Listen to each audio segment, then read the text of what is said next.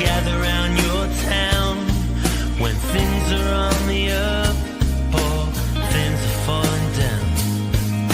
Celebrate the hard times, stay passionate through the lows, find strength in the chaos, no matter which way it goes. It's not easy being blue. Heartbreak comes in many ways, the hardest times, the darkest days, but all these things get washed away with us, with us. The highs might not come every day, but memories do, and memories stay. Enjoy that moment anyway with us, with us, with us.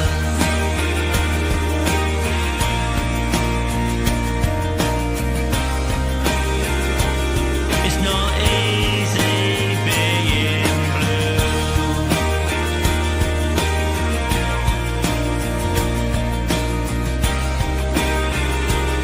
It's not easy being blue. Good evening, everyone, and welcome back to the View from the Medway Fancast on a week where we have had plenty of action with contracts signed, and today the announcement of the retain list. We are, of course, in partnership with Gillingham FC Supporters Club and sponsored by Snodhurst Newcastle Housing Service Station. We will next season also be sponsored by Wicked Creative and in partnership with Her Game too. So I will just introduce the boys just now, and I have with me this evening co-host David, I have Stuart, and I have Phil Quitton. How are we, gentlemen? Yeah, good, thank you. Yeah, good, mate. So we are obviously here to talk about this retain list that has been released today. So we're jumping straight into it, I think, and we're go to under contract players. I will stress this was a quick turnaround after work, so I have looked at Damien Theodore. So we will start with you, Stu, and the thoughts of the players that are under contract. We do have Josh Andrews, we have Stephen Coleman, we have Sam Gow, Joe Bode, Romeo Hutton, Nelson Company, Amani Little, Elliot Nevitt, Brad Ogie, Harry Webster, Johnny Williams, Jack Nolan, Aaron Rowe, Jake Turner, and Marcus Wiley. So, yeah, what were your thoughts on the under contract players when it first came out? I've got a bit of, can you get some background noise there? There's some serious background noise going on somewhere. It's breathing. Yeah, that's it. There's someone sound like they were on a life support machine there for some reason. Yeah. Okay, so yeah, I was just looking at that. That's a huge list, isn't it? And I think we're going to need to clear some names out there if Gareth is going to freshen things up. My concern is we're trying to get from 17th finish this season to hopefully a playoff place next season. And to do that, a 10 place jump, you are going to need to freshen things up a fair bit. And that's a massive squad still. So unless some of these are going to be made available, or people are going to come in for them, and what's going to happen there, I can't see many new faces coming in. Bearing in mind, Gareth said he likes a nice lean squad. Yeah, and David, I think it is true, isn't it? I mean, you look at that, and we will get onto the new contracts that have been signed and the contracts offered. If you put Damien Theodore into that as well, it comes up to 24 players. And if he wants to have a 22, 21, 22 man squad, I think some of the under contract players will have to leave, mate, won't they?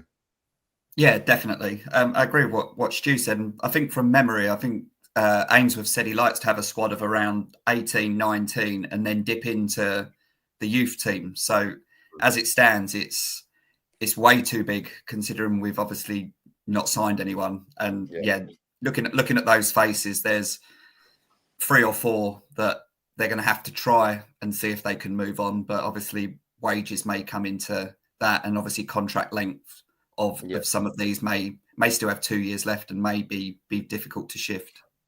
Yeah. And Phil's thoughts on the The under contract players, as I do stress that I have missed Damien Theodore out, but it was a rush to get home this evening to get all of these done.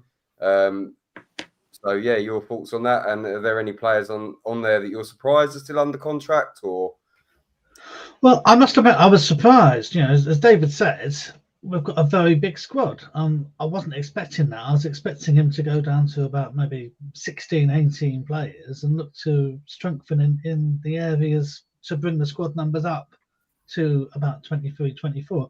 But at the same time, we ended the season unbeaten.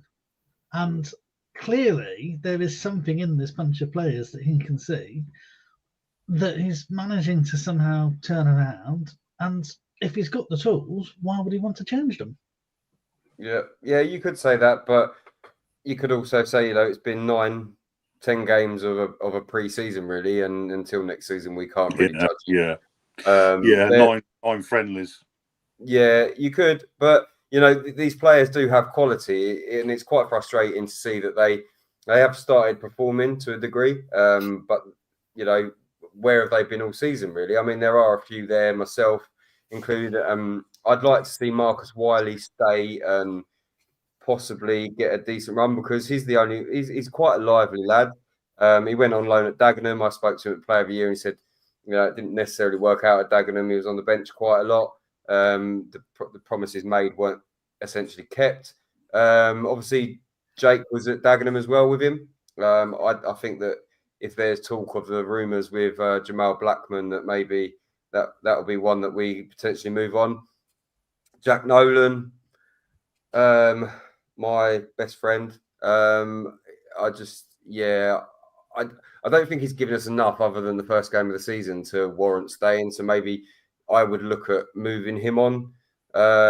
Everywhere else, Nelson Kumbeni, he's not really played since he came in January.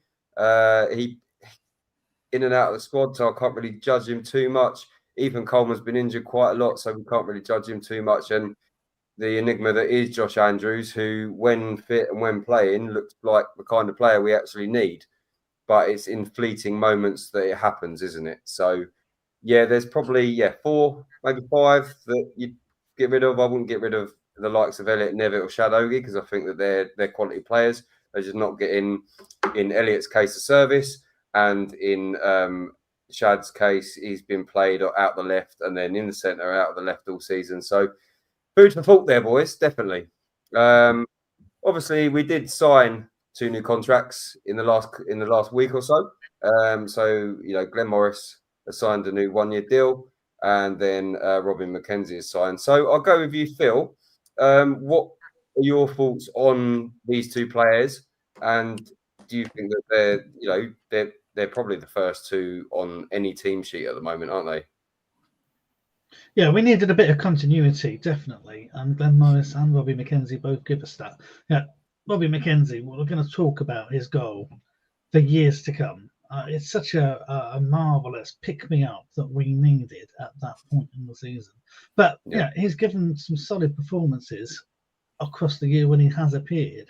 So, I'm absolutely really thrilled that he's still with us. And Glenn Morris, player of the season for a reason. He's the cap.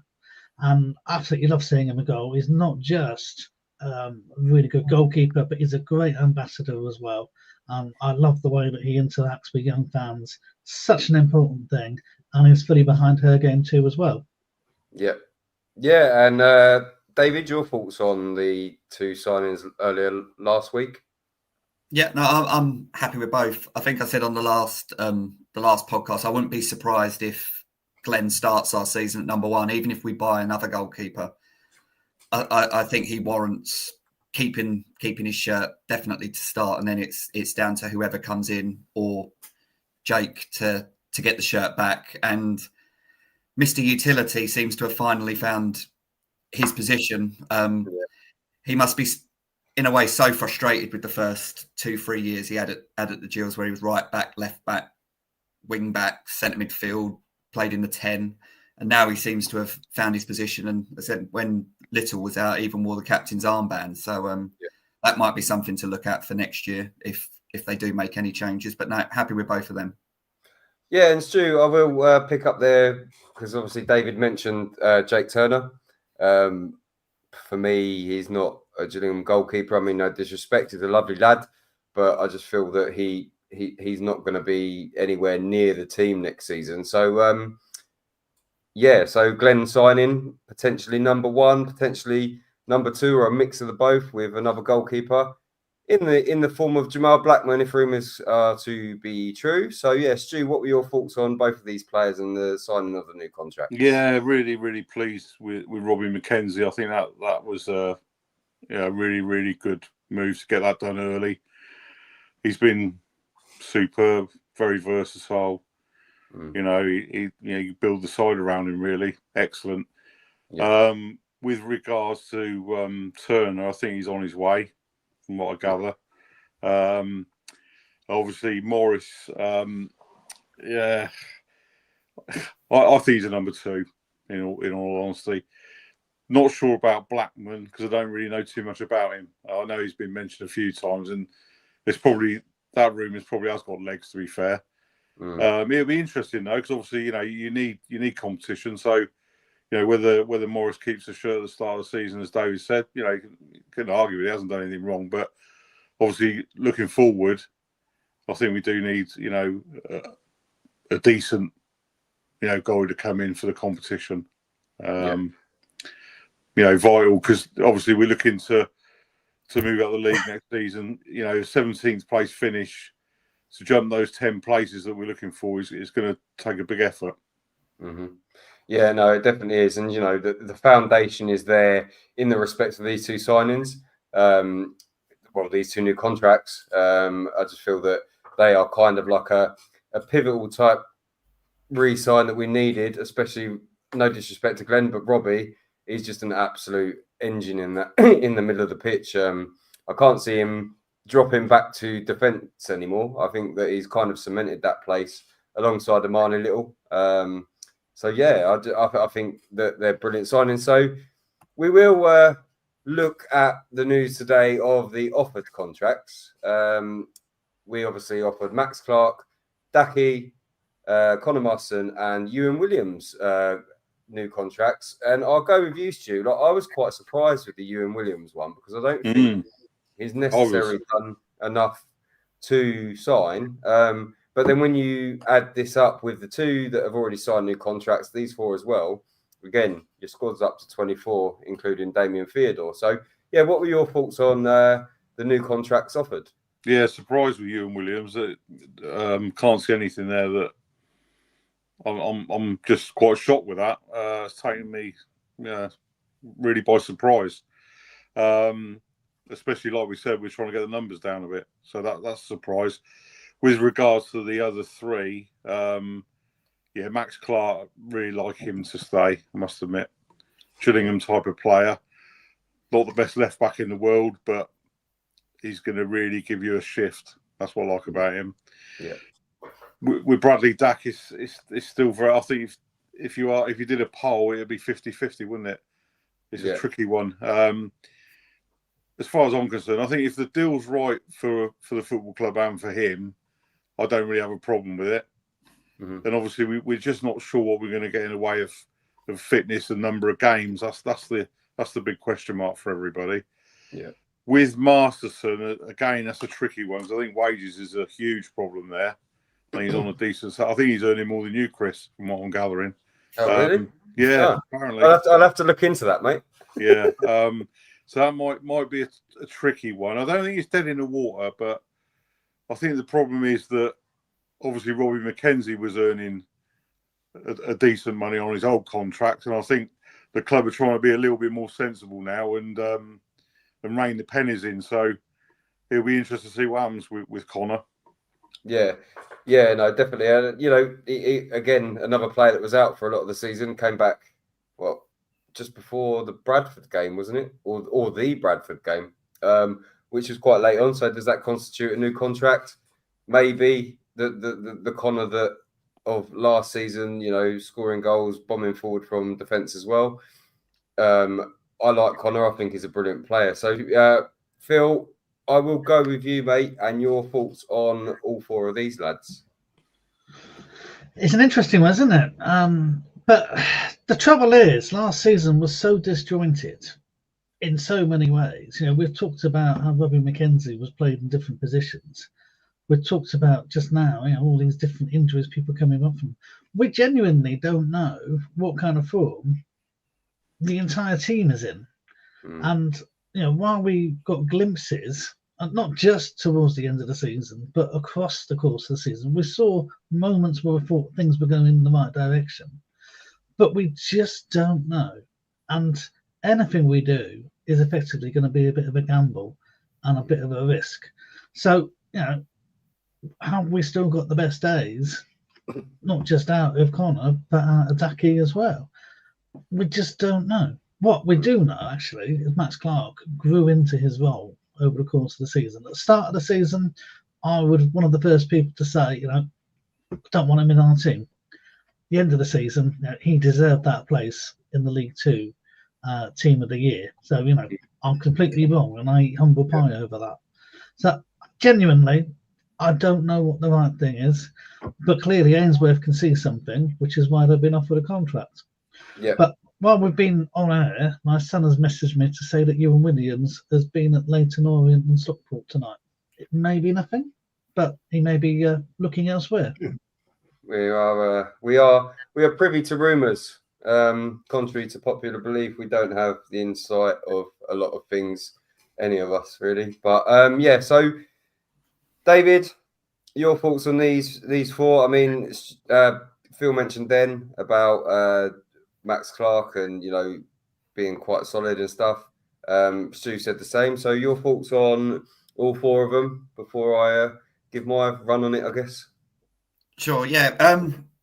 If we're going to play wing backs, then again, I don't think Clark's the answer at a wing back. If we're going to play a back four, then I'd sign him up tomorrow. I think he's very steady defender. I said Team of the Year, and he was probably of the Coleman era, probably the shining light of Coleman being in charge. And a bit like Phil, I was a bit meh with Clark. But by the end of the season, you were glad he was in the team. Yeah. For me, Masterson's the one, in my opinion, that we've got to keep. I think on paper, he's, for me, our best centre half that we've got.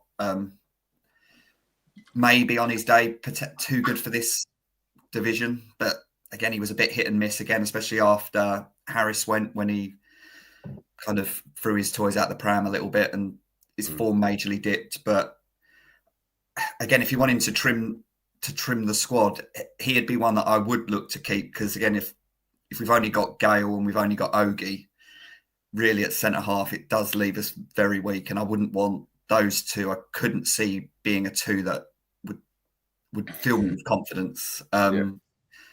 Dak, a bit like what Stu said, I think it's a 50-50 shout. As long as it benefits Gillingham and not Bradley Dack, then I'm happy for him to be here.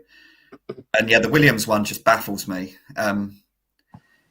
Barring a 3-game period, I think it was under Bonner towards the end where he played. And to be fair, I thought he did all right. But before you knew it, he was out of the squad again and barely seen. When you look at all the midfielders we've got on paper, Little, McKenzie, Kombene, Coleman, Johnny Williams played deep in midfield.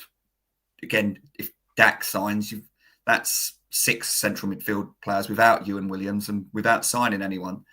So I'm very shocked that he got offered a deal, and now it's the waiting game. Yeah, and do you know what? Like, I'll start with Max Clark quickly, because I like his mentality more than anything. He's a good left back. He's not an amazing left back, but he's a good left back. But I love his mentality, because he was brought in on a free transfer from Stevenage.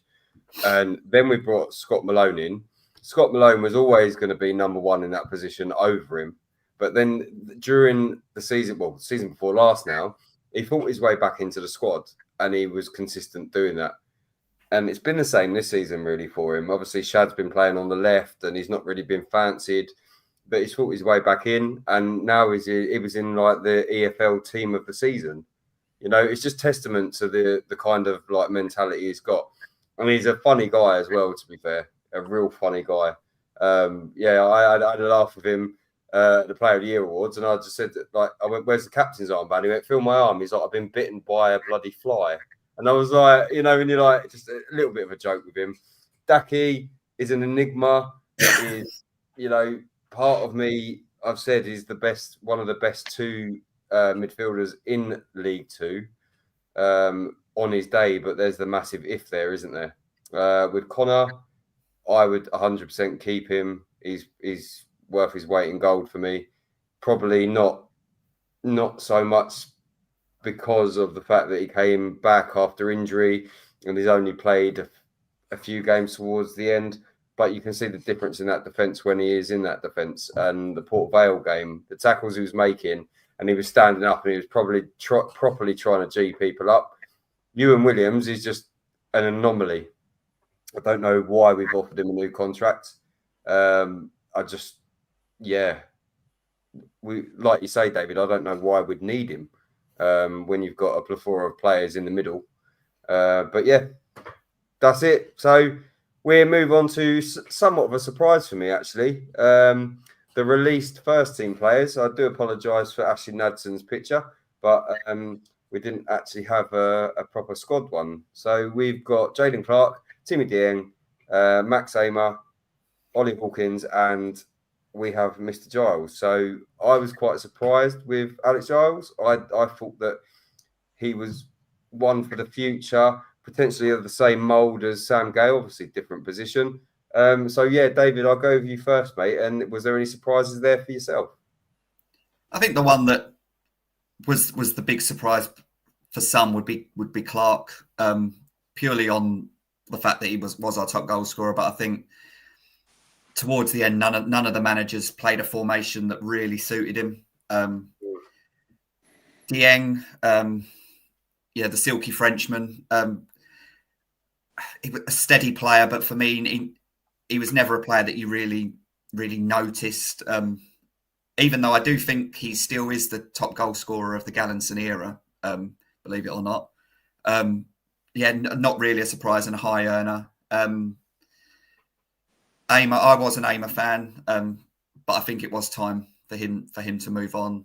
I think my Ollie Hawkins opinion on here is not a huge fan. He did his job in the first year and a half, and the fact that he was still getting in the team towards the end showed the lack of power that we had up front. Mm-hmm. Giles, I've only really seen in pre-season friendlies and stuff, so I always think it's harsh when these young lads get released and they've not really had a run out, so we don't really know what we're going to miss. And Ashley Naderson, when signed, was the fastest player in the league and never saw it really. But it looked like he did well last year, so I wouldn't be surprised if he ends up back at Sutton. But overall, for me, it was mainly the Clark one. I wouldn't be surprised if he stays at this level. I'm sure he'd be able to find a club, and the rest didn't surprise me at all, really. Yeah, I was quite. I wouldn't say disappointed about Jaden, but you know what more does he have to do? Like, okay, people say, oh, well, he's lazy, he's this, that, and the other, but he's our top goal scorer this season. He's been released, and I'm just like, I just can't get it. So, anyway, Stu, I'll go with you, mate, and your thoughts on the players that were released. Yeah, no surprise for me. I wasn't surprised to see Jaden Clark go. I think the problem is that he's not really a Gillingham type of player. He's very inconsistent. Obviously, I know about his goals, but he doesn't offer it up often enough for me. And I think he'll play at National League level. In all honesty, so not disappointed about that. The others have obviously, we knew about Max, Timmy. He was a big earner. Did a turn for us when we needed it, in the same way that Ollie Hawkins did. Really, he came in at a time when we were really, really desperate for some goals, and him and Nichols were really good at that time. Saved our skin, really. And with Alex Giles, I saw him at Swansea in the League Cup game, and they were pinging everything down his side, and he was having a busy night. but that was just one game in isolation. We haven't really seen enough of him. So, like David says, he's quite harsh on some of the younger players. It's very difficult to give an honest opinion about that. With Nads, yeah, he's done okay at Sutton, and I think again, it's probably National League is where he'll be next season. Yeah. And Phil, your thoughts on it, mate? And is there anyone there that surprised you at all, or are you kind of par for the course and that's what you was expecting? Well, I think we were all expecting this.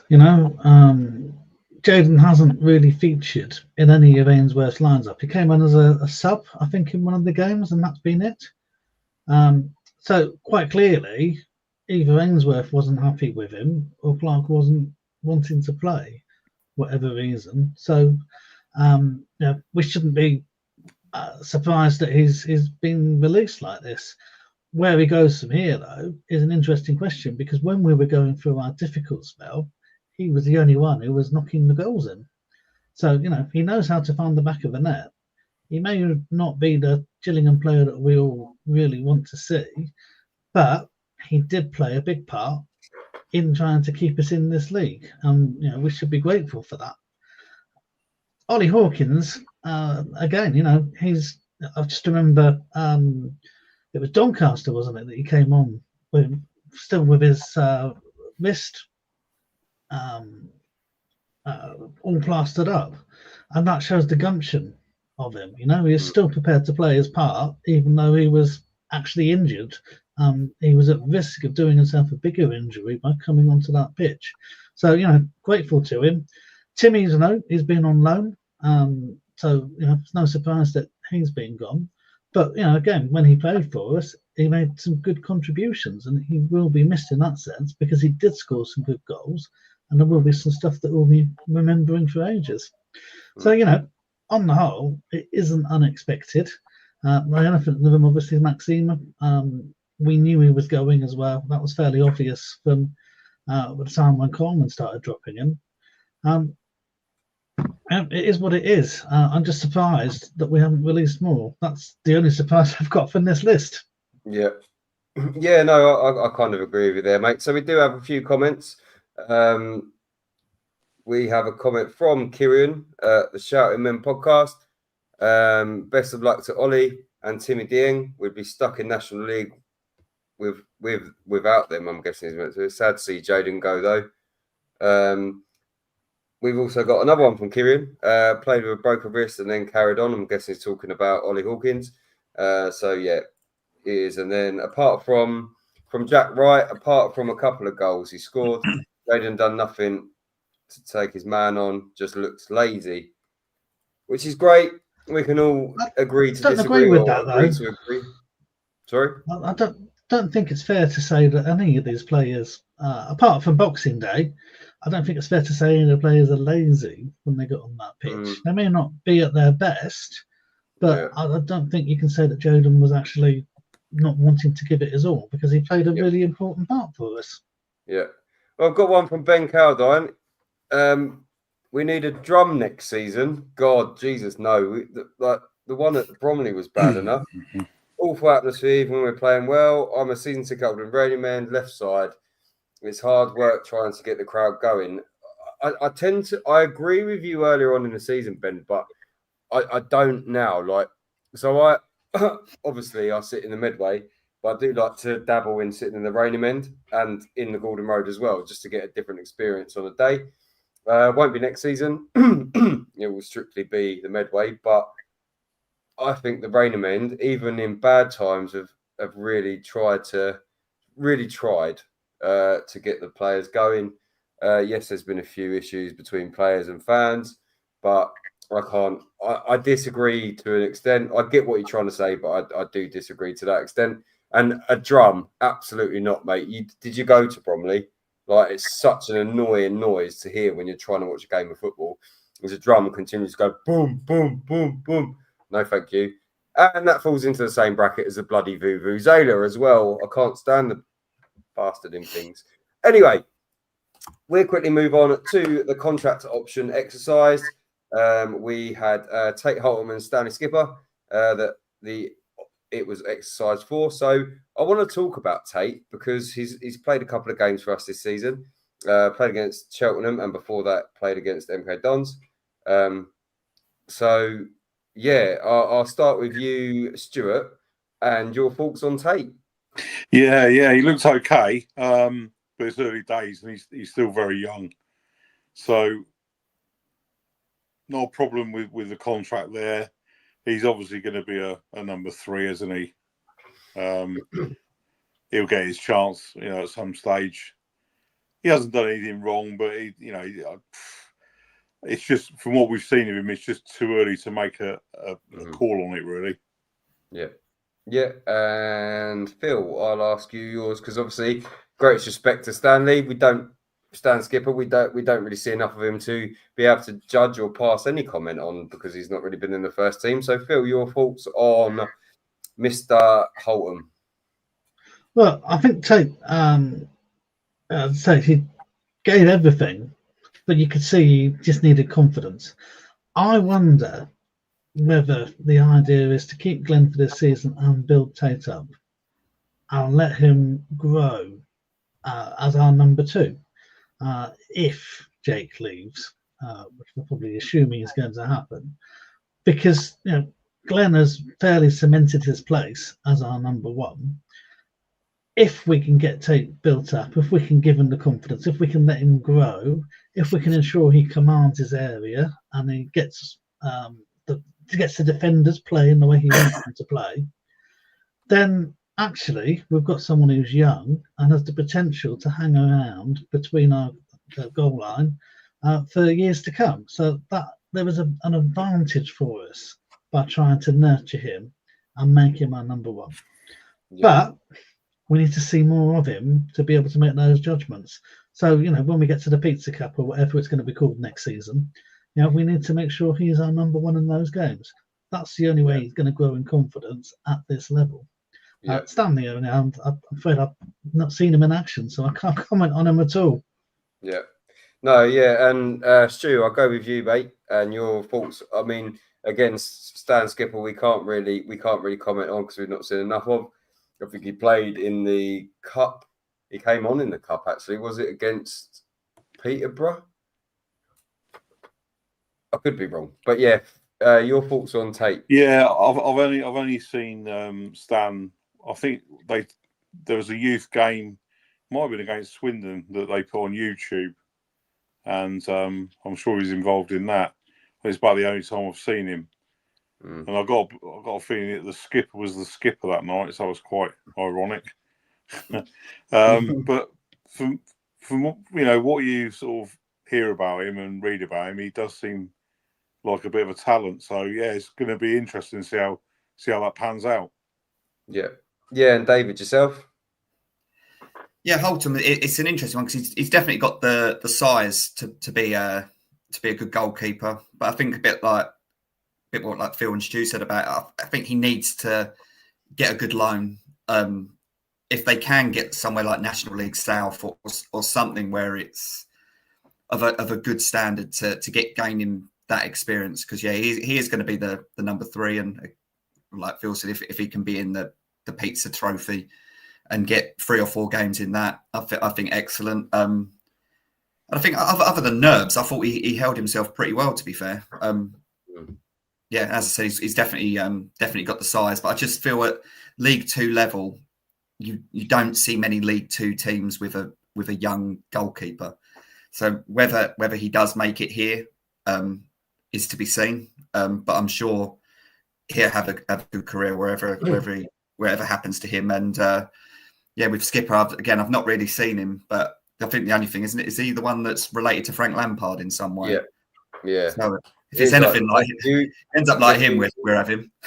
Oh Jesus, yeah. Could you imagine it? If he ends up anything like Frank Lampard, then he's quids into being a first 11 in a couple of years. But I think with Tate, like, you have to realise that goalkeepers don't really mature until they're quite a lot older. He's like 19, 20 years old. So kind of have to take that into account, as well as, the fact that you've got a stalwart like Glenn I don't want to see Jake stay. So if we do bring in the likes of Jamal Blackman, is it then going to be he's number 1, Glenn number 2, takes number 3? The caveat to that is it could then stunt his development. Because as a goalkeeper, you need to be playing, you need to be building your confidence. So I'm sure we will find out soon. But Kieran has just put happy with both. Tate has shown he has potential to be our keeper. With Glenn still with us, he will learn a lot, and can't disagree with that at all. And unfortunately, there was the news, and we knew it was all going to happen anyway, but our loan players have now returned to their clubs. So Asher Agbenone has returned to Palace, Dom Corness has returned to Liverpool, Andy Smith has returned to Hull, JJ Morgan's returned to Chelsea, and Mr.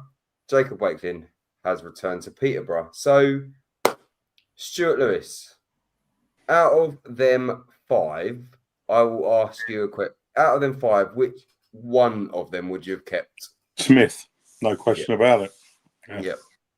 Yeah. Really disappointed about that. Actually, I thought, well, obviously, we don't know what's going on behind the scenes, but I would certainly, like we said earlier when we were talking about the main contracted players. Now, I've made a list here, and there's probably 2, 4, 5, 6, 7 that I wouldn't be unhappy to see go out of the contracted list.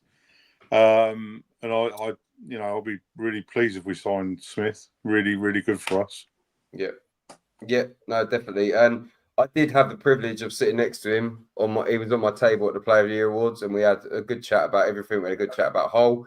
We were talking about Liam Rosenia as well, obviously now Strasbourg manager. And we were talking, and I did drop it in, and a few others did as well, about, would you come back? And he said that he'd love to. I don't know whether he was just spinning me a yarn, but he said that he'd love to come back. I would like to see more from JJ Morgan now that he's had experience at League Two. I feel that he's a bit lightweight for League Two, but you could see that he was growing into the league and getting stronger with it. Wakelin's just an anomaly. I don't understand why he didn't get more game time.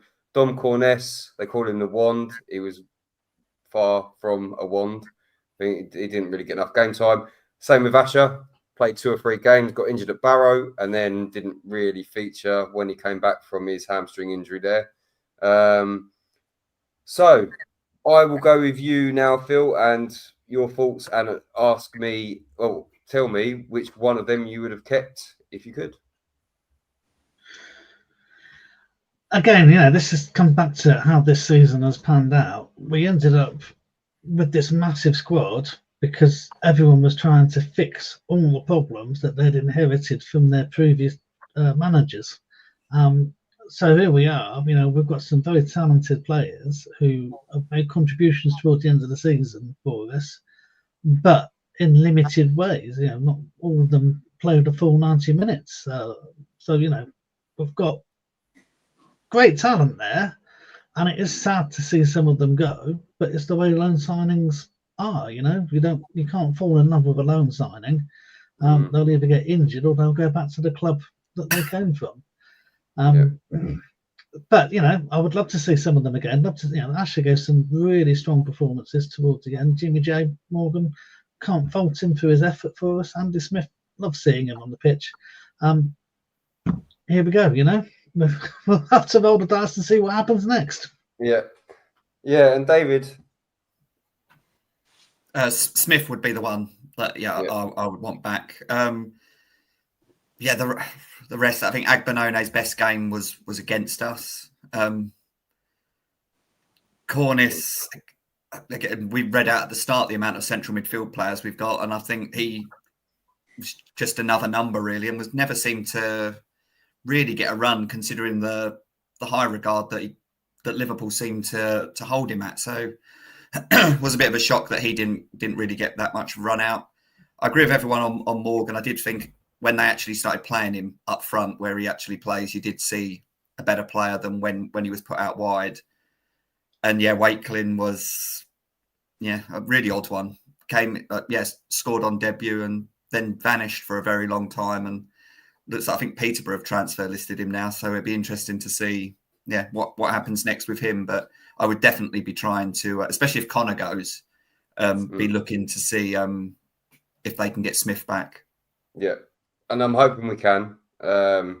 Conversation happened where, you know, at the time Hull were facing relegation from the Championship, and you know, he said that maybe they want to keep me and stuff like that. So now that they're safe, hopefully we can work out a deal to bring him back, because he just reads the game. He's like 10 steps ahead of everyone all the time, and I just I really rate him as a player.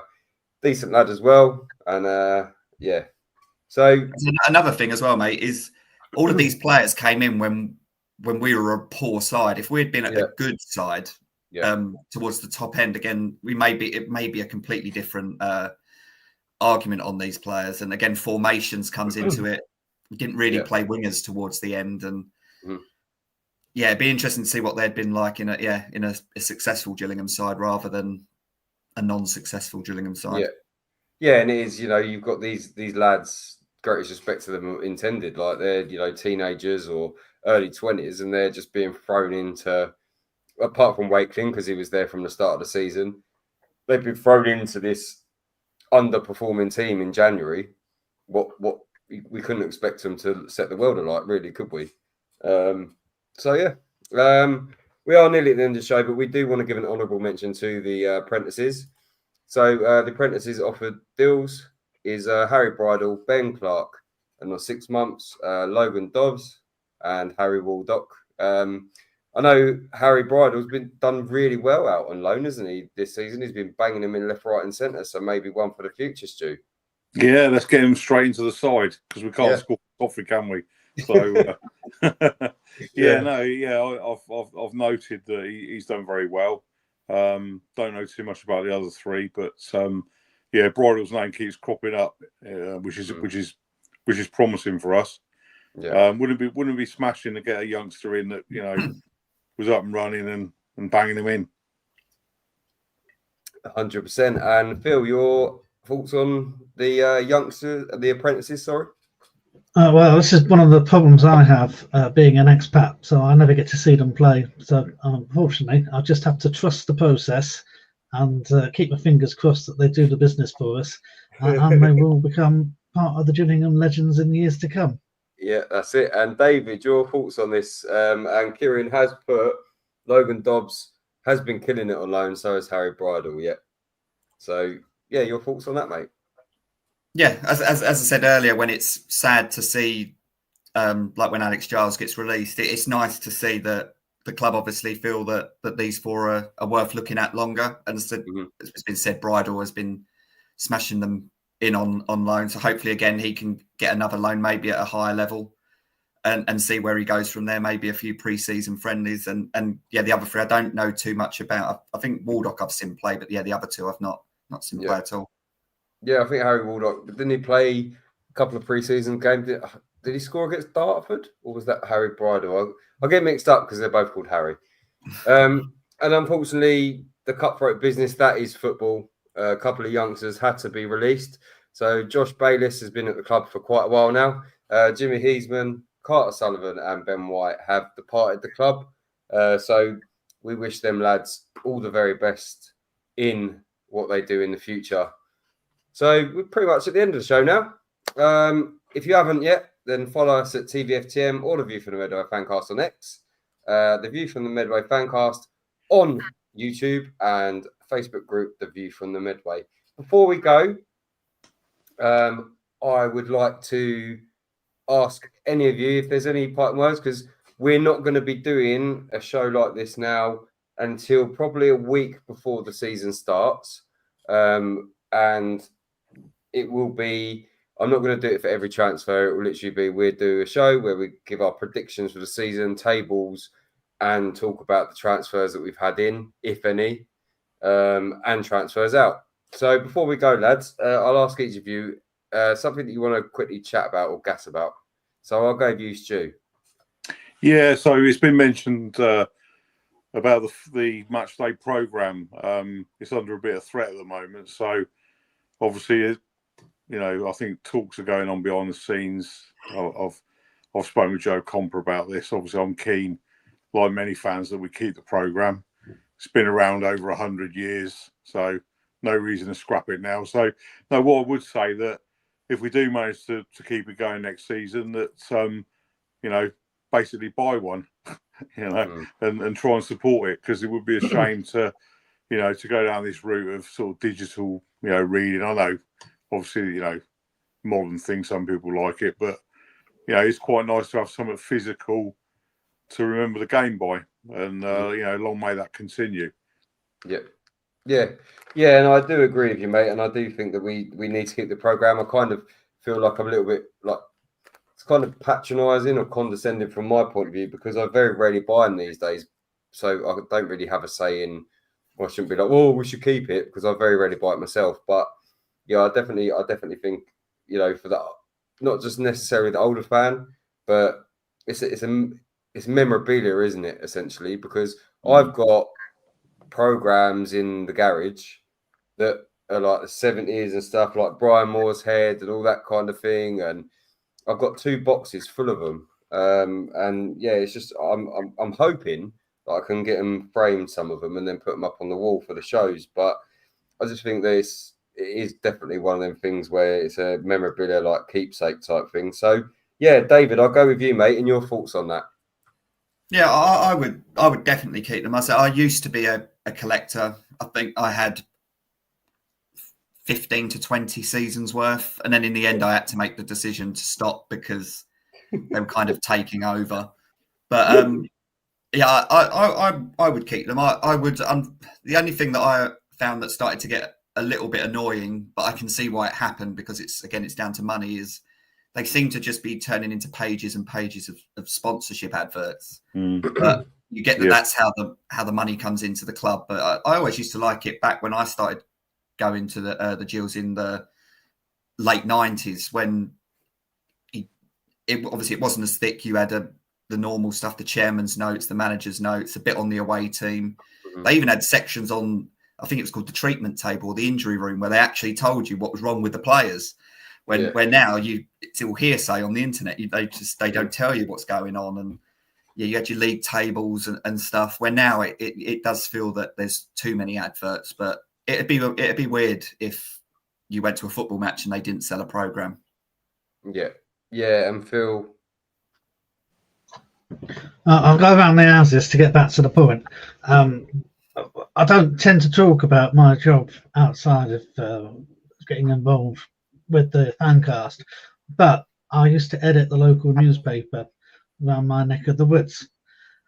So I know of all the problems that are facing the print industry right now. And I know there are people complaining that they have to pay to read the match reports on the Kent Messenger. And I know there are sales of newspapers have declined dramatically, particularly since COVID. And we've got a similar situation here with the programs. Now, one of the problems that we've got is people say, well, you can just access all that information online. And because I'm a journalist, because I'm interested in newspapers, I've kept a very close eye on what's happened to the Observer newspaper over the past few weeks. It's changed ownership. And as part of that, they've had to start their sports section completely from scratch. They've decided that they don't need to do match reports, and they don't need to do proper results for people. They just say, well, you can get it all online. You don't need it in a printed form. The only trouble with that is when you're looking online, you're only looking for the things that you're interested in, and you don't find out what I call the serendipity. So, I want to read the match report from the Gillingham game, but at the same time, I want to read about the reports from the other teams in League Two. I want to know who the goal scorers were. I want to know what the attendances were. And when you take that away from someone in a printed form, it's much harder to find it. But, and this is the big problem that we've got here, if people aren't buying the Gillingham programme, and the club is run on a commercial basis, they're not a charity, they're doing it to ensure that they make a profit. If we're not buying the programme and it's loss making, then they're not going to carry on printing it. The thing is, and the bottom line is, Phil, and as a old school LIFO printer myself, so I know a lot about the industry. the program shouldn't run at a loss. And in the last program of the season, the Swindon game, there was 17 full pages of advertising. Now, if that's priced correctly to the sponsors that are buying it, that alone is triple the cost of production. So it shouldn't be running at a loss. Oh, I agree with that. But if people aren't buying it, it will run at a loss. But even if we didn't sell one copy, the cost of selling those advertising pages would cover the cost of production. Even if you printed 1,000 programs and put them all in the bin, it still wouldn't make a loss. Mm. Yeah. And can you just let everyone know, Stu, what company you own? Or what kind of company? Well, Peer Paper is my company. We're print, envelope, and paper based. No, that's what we do. Yeah. Right. So, yeah, David, do you have any lingering thoughts that you want to share with us before we go for a nice extended break now for a few months? Yeah, no, I've got nothing to add. Looking Well forward to our looking forward to our fancast night out in a couple of weeks. Yeah, looking forward to a break and then ready to fully join you from next season and take this even further. Get the show on the road. Yeah, we've got a fancast night out next week, I think. Next Friday, yeah. Next Friday, yeah, bloody hell. So yeah, Phil, any lingering drinks on me? I don't think so. you think I am? Yeah, Phil, anything I from yourself? just want to echo what you said about drummers. Absolutely no way should we have any drummers in this stadium. And if we do, if someone actually brings one in, then I will probably get I'll probably have to get kicked out and I'll get a ban for life because I will go up and kick that bloody drum so no one can play it. Yeah, well, luckily you're not allowed them in at Priestfield. I have it on good authority that we don't have them in there, so that's good. We are in partnership with the Gillingham FC Supporters Club, and tomorrow night is the Gillingham FC Supporters Club AGM. All members of the Supporters Club will be sent a link to access that to have like the annual general meeting, which is obviously what AGM stands for. And yeah, that's pretty much it. I mean, I just want to reiterate what I said last week. I really appreciate everyone that's been on the show this season. I really want to thank everyone who watches. Really, I really appreciate it. I think we all really appreciate it because if it wasn't for people watching, then we wouldn't be doing it. And it's been a ride, ups, downs, lefts, rights, and everything in between. So we are at the end of the show. So yeah. I've been Chris, he's been David, he's been Stu, he's been Phil. Good night and up the Jills.